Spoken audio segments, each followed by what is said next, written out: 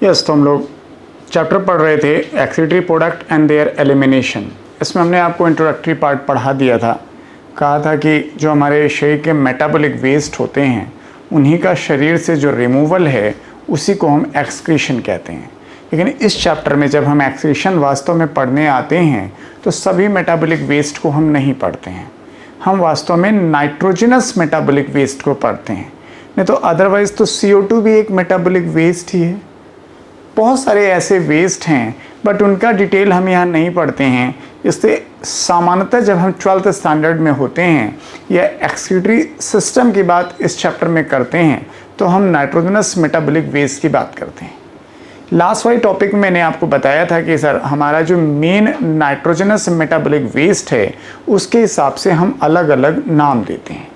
भाई अमोनोटैलिज्म, यूरियोटैलिज्म या यूरिकोटैलिज्म, मैंने 3 ही नाम दिए थे, जबकि और भी एग्जाम्पल्स हो सकते हैं अलग अलग टर्मिनोलॉजी के साथ। तो अभी भी इंट्रोडक्शन की ही बात करें, एक पैराग्राफ और दिया गया है जिसको हम मेंशन कर रहे हैं हेडिंग डाल के, दैट इज एक्सीटरी स्ट्रक्चर। भाई हमारे यहाँ ह्यूमन फिजियोलॉजी में तो हम आपको सिर्फ ह्यूमन के बारे में ही बताएंगे ना, लेकिन बेसिक आइडिया चूँकि आपके चैप्टर में एनिमल किंगडम भी है तो इसलिए बहुत डिटेल में तो नहीं, लेकिन बेसिक आइडिया आपके पास होना चाहिए कि सर किस ऑर्गेनिज्म में या किस फाइलम में या किस ग्रुप ऑफ एनिमल में किस प्रकार का एक्सीटरी स्ट्रक्चर होता है। तो पहले एक सिंपल सी चीज़ आप समझ लें कि जब भी हम एक्सीटरी स्ट्रक्चर की बात करते हैं इट इज़ नथिंग बट से ट्यूबुलर स्ट्रक्चर। कहीं भी देखेंगे किसी भी जगह पर मोर और लेस वो ट्यूबुलर स्ट्रक्चर ही है। अब ये अलग बात है कि अगर आप शुरुआत के एनिमल्स देखेंगे तो वो सिंपल हो सकता है, बहुत सरल प्रकार का है, और थोड़ा समय बीत जाए यानी इवोल्यूशनरी स्केल में आगे बढ़ जाएं तो वो कॉम्प्लेक्स टाइप का है। यानी आपके पास जो ट्यूबुलर स्ट्रक्चर है वो 2 फॉर्म में है, सिंपल और कॉम्प्लेक्स। और जो सिंपल फॉर्म है ये सामान्यतः इनवर्टिब्रेट में है। अभी मैं कुछ एग्जाम्पल भी मेंशन कर दूंगा, ये इनवर्टिब्रेट्स में है। और जो कॉम्प्लेक्स है ये सामान्यतः वर्टिब्रेट्स में है।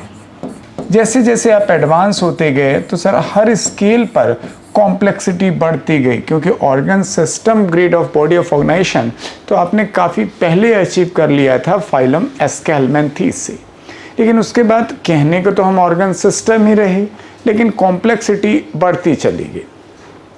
तो मैं ये तो आपको पढ़ाऊंगा ही भाई, वर्टिब्रेट में आते आते आप अपने ह्यूमन तक जाओगी।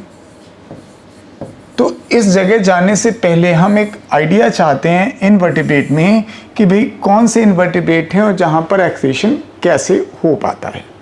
इसमें सबसे पहला जो नाम आता है बड़ा सरल सा नाम है and that is number 1, protonephridia. Protonephridia. अब आप कहोगे नेफ्रिडिया भी कहना चाहते हो और प्रोटो भी लगाना चाहते हो।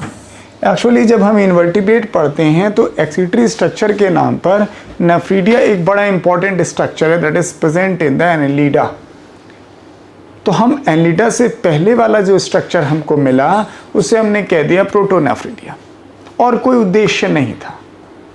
तो सर प्रोटोनेफ्रिडिया का एक नाम और है, अगर आप इसका स्ट्रक्चर ढंग से देखेंगे, and that should be known as flame sales.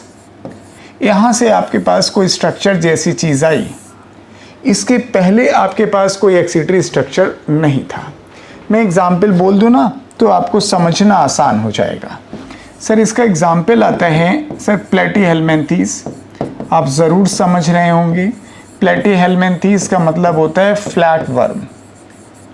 Flat worm. दूसरा एग्जाम्पल एक और है दैट इज, नहीं ध्यान देते आप, रोटीफर्स। एक्चुअली जो हमारा फाइलम एस्केलमेंथीज है उसकी 5 क्लासेस हैं, जिसमें एक क्लास का नाम है निमेटोडा या निमेटोहेल्मिन्थेस। वही आप पढ़ते हो, हेडिंग ज़रूर डाली जाती है एस्केलमेंथेस, लेकिन आपको पता नहीं चलता, पढ़ाते हम आपको निमेटोडा है।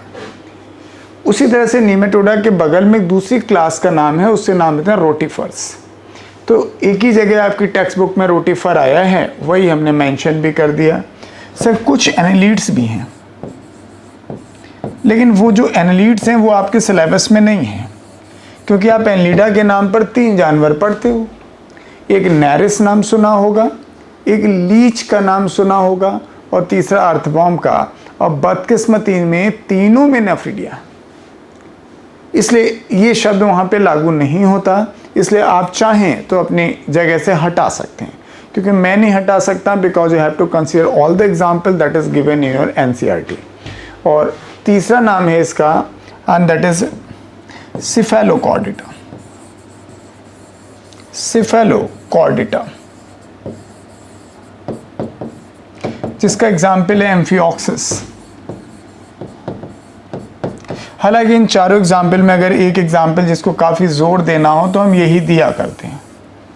हाँ, अब आप कहोगे सिफेलोकॉर्डेट्स तो कॉर्डेट हो गए, तो हमने कहाँ कहाँ वर्टिब्रेट हुए? कॉर्डेट ही तो हुए, प्रोटोकॉर्डेट कहलाते हैं। लेकिन एम्फिऑक्सिस में ये वेस्कुलर होते हैं। सर, जहाँ प्लेटियल मेंथिस की बात करते हैं वहाँ वेस्कुलरिटी नहीं है। तो पहले तो हम यही जानना चाहते थे कि भाई फ्लैट वर्म में ये फ्लेम सेल्स पाई जाती हैं या फ्लेम सेल्स किन में पाई जाती हैं। अब हमने ऐसा क्यों कहा कि ये भी एक ट्यूबुलर स्ट्रक्चर है? एक्चुअली जब हम इसका स्ट्रक्चर बना के देखेंगे, it appears like this.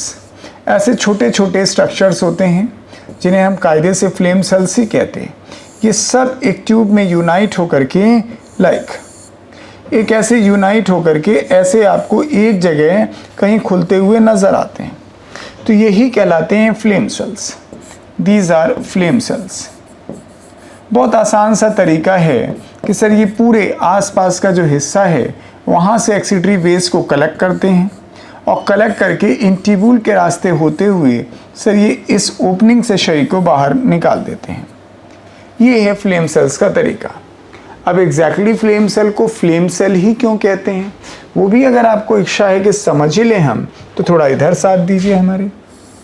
Like जो हमने ऐसे फूला हुआ स्ट्रक्चर बनाया, इट इज़ लाइक दैट, और इसकी जो आउटर सरफेस है वो ऐसी है, लाइक। तो सर यहाँ पर आपके पास कई सारे ऐसे सीलिया होंगे, और ये सीलिया का स्ट्रक्चर कुछ इस तरह से होता है, दे appears like a flame and this is a nucleus. तो ये जो हमने आपको यहाँ पर एक ऐसे फूला हुआ सा स्ट्रक्चर दिखा रखा है ना, तो सर ये उसी को इनलार्ज करके हमने वहाँ बना रखा है।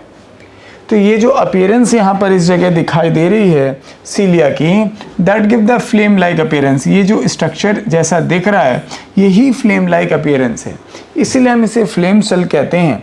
और तो चीज़ें आसान हैं कि सर इनके यहाँ पर सर शरीर से डिफरेंट बॉडी टिश्यूज से सर ये एक्सीटरी वेस्ट को कलेक्ट करते हैं, कलेक्ट करके यहाँ पहुँचाते हैं और इन ट्यूब्यूल से शरीर को बाहर निकाल दिया जाता है।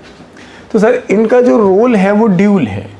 एक तो सर ये एक्सक्रीशन तो करते ही हैं, plus it help in the body fluid regulation या इलेक्ट्रोलाइट बैलेंस, ऑस्मो रेगुलेशन। बोल ज़्यादा दिया, काम की बातें तीन। पहली बात कि सब फ्लेम सेल को ही प्रोटोनेफ्रिडिया कहते हैं। दूसरी बात, इनके चार एग्जाम्पल आपके पास हैं, फ्लैटवर्म्स, रोटिफर्स, कुछ एनालिट्स जिसके एग्जाम्पल आपको नहीं पढ़ने हैं, और चौथा एग्जाम्पल है सिफेलोकॉर्डेटा, एम्फिऑक्सिस। दूसरी बात कही गई कि टिपिकली ये सिंपल ट्यूबुलर स्ट्रक्चर हैं, appearance is like the flame. एक एक्सीटरी पोर होता है जिससे ये शरीर से बाहर निकल जाते हैं। और अंतिम बात है, it is not only the excretory structure but also help in the osmo regulation. Sir दूसरा नाम भी जाने हम, तो सर ये तो पहला नाम हो गया ना हमारे पास। अब ज़रा दूसरा देखिए सर, दूसरा स्ट्रक्चर है रीनेट सेल। रीनेट सेल, सेल ही कह रहा हूँ, पहले भी हमने फ्लेम सेल ही कहा। तो इसका तो एक इतना बढ़िया एग्जाम्पल है कि अगर आप इसे नहीं पढ़ेंगे तो अच्छा नहीं लगेगा आपको। That is the round worm. हालांकि आपके पैराग्राफ में जिस पैराग्राफ से हम लोग पढ़ रहे हैं इस समय, वहाँ पे इसका जिक्र किया नहीं गया है, तो आप छोड़ नहीं पाओगे, इसलिए कि आप कभी राउंड वर्म तो पढ़ोगे ना हमारे साथ। आप निमेटोडा कह लो, एस्केलमेंथीस कह लो, निमेटोहेलमेंथीस कह लो। सर इनमें एक टिपिकल बात क्या होती है कि इनका जो structure is like this, yes, कभी आप इसका डायग्राम देख पाएँ। अब आपकी किताब में ये नाम ही नहीं दिया हुआ है फिलहाल इस जगह, तो आपको थोड़ा अजीब सा ज़रूर लगेगा, लेकिन yes that is very important. Yes. तो अभी तो हम यही तो आपसे कह रहे थे कि सर कॉम्प्लेक्स स्ट्रक्चर ट्यूबुलर होता चला जा रहा है। देखिए आप पढ़ेंगे हमारे राउंड वर्म में स्यूडोसिलोमिक फ्लूइड पाया जाता है, स्यूडोसील है। उन सब जगह से एक्सीटरी फेस को ये कलेक्ट करते हैं और कलेक्ट करके इस एक्सीटरी पोर से ये शय के बाहर निकाल देते हैं। तो यही दोनों में डिफरेंस आ रहा है। अब ज़रा पिछले वाले डायग्राम को फिर से देखिए तो आपको इवोल्यूशनरी आपके यहाँ ट्रेंड नज़र आ जाएगा। पहले ऐसा, फिर थोड़ा सा हमने कॉम्प्लेक्स करना शुरू किया। अब इसके आगे हम बढ़ते हैं अगर, तो हमारे पास अगला नाम आता है, यस, दैट इज नेफ्रीडिया।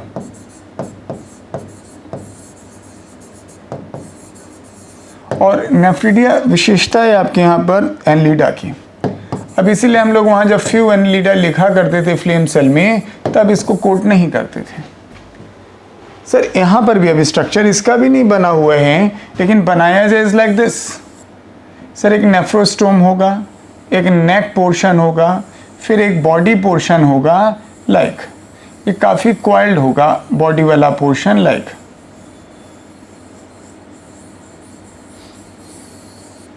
ऐसे है। तो इनका भी काम कुछ ऐसा ही होगा। डिटेल में तो नहीं पढ़ा रहे हम आपको कि सर ये भी एक्सीटरी वेस को ऐसे कलेक्ट करते हैं और कलेक्ट करके इन एक्सीटरी पोर के रास्ते बाहर निकाल देते हैं। तो चाहे आप रीनेट सेल देखें, फ्लेम सेल देखें या नेफ्रीडिया देखें, इन सब का फंक्शन एक्सक्रीशन के साथ साथ ऑस्मो रेगुलेशन भी है। ये बात ध्यान रखिएगा। हाँ, अगर आप प्रोटोजोआ पढ़ रहे होते, अमीबा पढ़ रहे होते, तो मैं आपको ऑस्मो रेगुलेटरी स्ट्रक्चर अलग मेंशन ज़रूर करता, दैट वाज कॉन्ट्रेक्टाइल वैक्यूल। वहाँ पर एक्सीटरी स्ट्रक्चर अलग है, दैट्स ए प्लाज्मा मेम्ब्रेन, और ऑस्मो रेगुलेशन के लिए स्ट्रक्चर अलग है। क्योंकि हर जानवर जिस हैबिटेट में रहता है, जिस सराउंडिंग में रहता है, उसके अकॉर्डिंग उसने एडॉप्टेशन करना ज़रूरी है। अगला हम नाम आपको बताते हैं, and that is a Malpighian tubules. Yes, fourth Malpighian tubules.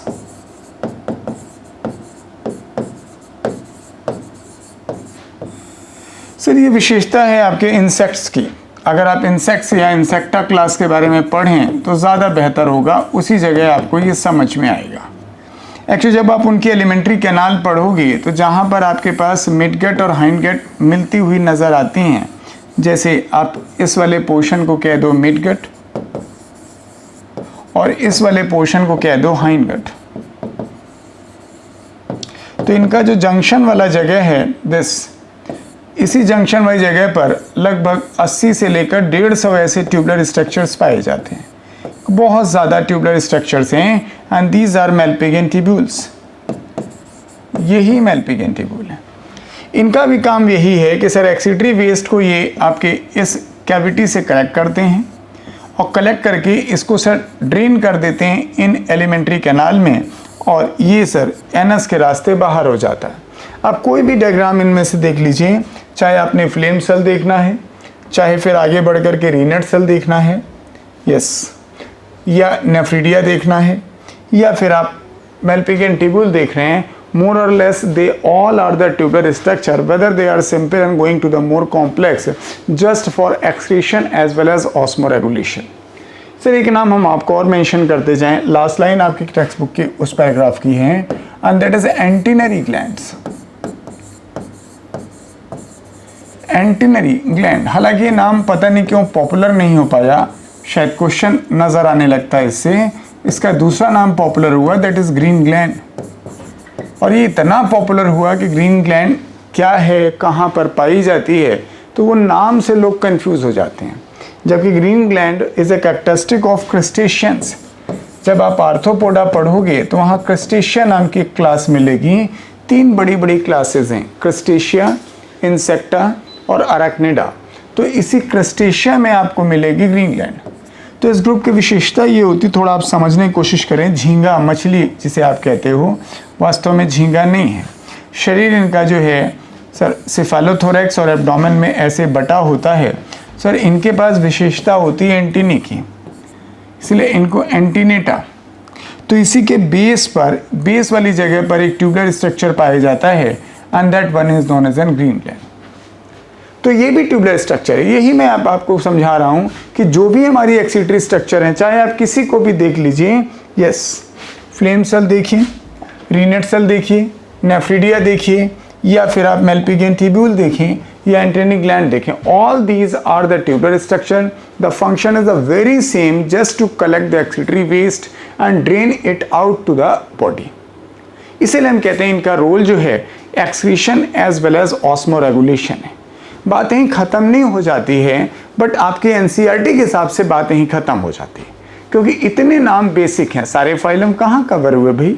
Arthropoda रह गया, इकानोडर्मेटा रह गया, हेमिकॉर्टा रह गया, लेकिन अब हम इतने ही नाम आपको बताना चाहेंगे 5, क्योंकि ये 5 में से 4 का ही जिक्र आपकी किताब में है। एक निहायत इंपॉर्टेंट होने की वजह से मैंने आपको मेंशन कर दिया। रीनेट सेल आपको मिलेगा भी वो एनिमल किंगडम में। और अब हम आपको बताएंगे ह्यूमन एक्सीटरी सिस्टम, यानी हमारे इंसानों में कैसा वेल डेवलप्ड एक्सीटरी सिस्टम है, और आप कंपैरिजन करिएगा how the evolutionary trend occurs, कैसे हम कॉम्प्लेक्स की तरफ बढ़ते चले गए हैं। तब आपको एहसास होगा कि हमारे जो प्रिमिटिव एनिमल्स थे वो कितने सिंपल तरीके से अपने जो फंक्शंस हैं फिजियोलॉजी के वो गवर्न कर लेते थे। उसी को हमने कॉम्प्लेक्स ही किया है सिर्फ।